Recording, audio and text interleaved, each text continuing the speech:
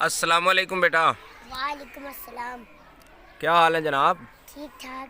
ओ माशाल्लाह माशाल्लाह। हंस भी रहते हो? हंसते रहते हो? नहीं सर जी।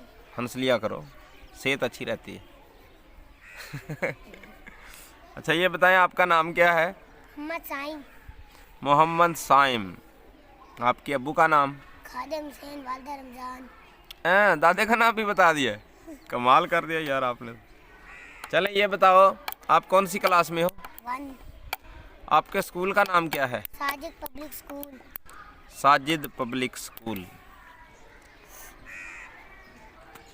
आप अपने नाम के स्पेलिंग बता सकते हैं? हाँ जी सर। बताएं फिर बेटा। दोनों जब पहले बताया। हाँ हाँ, ऊंची ऊंची। MUHADD ये किसके हुए? मोहम्मद के। शाबाश। SAIM Mohammad Saim. Very good, कमाल कर दिया यार आपने तो। चलें ये बताओ बेटा, कुरान मजीद की वो पहली आयत कौन सी है जो रसूलुल्लाह सल्लल्लाहु अलैहि वसल्लम पर सबसे पहले नाज़िल हुई? इक़रा बिस्मि रब्बिकल्लज़ी खलक़। इक़रा। शाबाश। अच्छा ये बताएं, कुरान मजीद की सबसे छोटी सूरत का नाम क्या है? सूरत अल बकरा। छोटी यार।